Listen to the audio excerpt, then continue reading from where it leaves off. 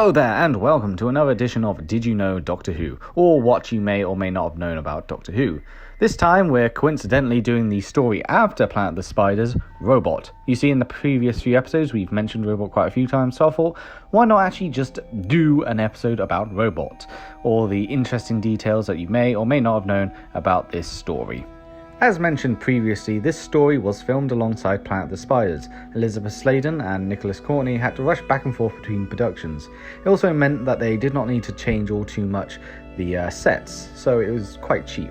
For the classic era, Robot has the highest rating of an introductory story, with over 10.8 million people tuning in. According to Elizabeth Sladen, the scene where the robot grew large and tries to pick Sarah Jane up was tricky to film, as she had to stand on a marked spot and imagine a giant robot grabbing her with no clear direction as to where the giant robot was.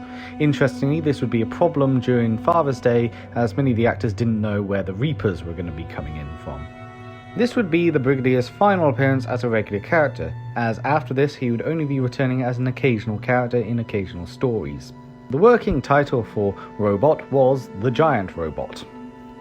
Unlike previous stories, this is the first serial to be recorded in colour on videotape. Previous stories were in black and white and in colour, depending on what TV you were watching it on. One of the most infamous mistakes in the story involves the K1. The reason why the K1 has its parts of its body disappear when it grows was due to the fact that the shiny surface clashed with the studio's yellow floor, with the blue screen cutting out all the yellow on screen. As a result, the reflection was also cut out, resulting in these see-through parts on the robot. As with many stories in the classic era, this story was based on King Kong, with Sarah Jane acting as Anne and the K1 acting as Kong. However, the story was also inspired by I, Robot and Frankenstein. The script for Robot was written before Tom Baker was even cast.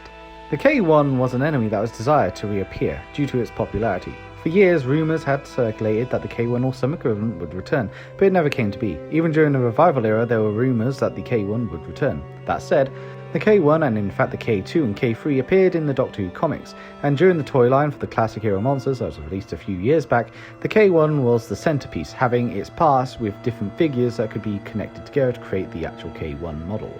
It was Elizabeth Sladen that suggested that Tom Baker should take the role as the Doctor.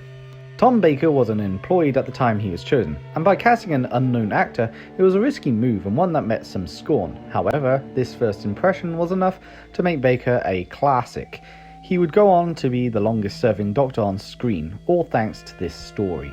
The K1 is a homonym of the Finnish word "kone", which means machine. The K1 that is displayed at the Doctor Who Experience is a fully rebuilt replica, as the original was in such poor condition that it fell apart and rusted very easily. So in other words, the original no longer exists. During the scene in which the K1 is trying to kill the Doctor, Tom Baker was actually injured when the K1 accidentally hit him in the head. Wearing the K1 suit was a bit of a pain, to say the very least. The K1 suit was very stiff to move around in, and supposedly the actors suffered some cuts and bruises due to the fact that the metal framing actually cut into them. That is it for today. Hope you enjoyed. This is one of the first ever stories that I ever watched of Doctor Who, and it's one that's always stuck in my mind. It's one that I have a big soft spot for. This story is a perfect way of opening up the Fourth Doctor and is just a genuinely enjoyable story. The K1 is a sympathetic and genuinely a cool robot. It's one that's design has stuck in the mind of generations, and is one that would be kind of cool to see on screen again, but I personally think that it wouldn't make much sense. That said, I hope you enjoyed this video, and I'll see you next time.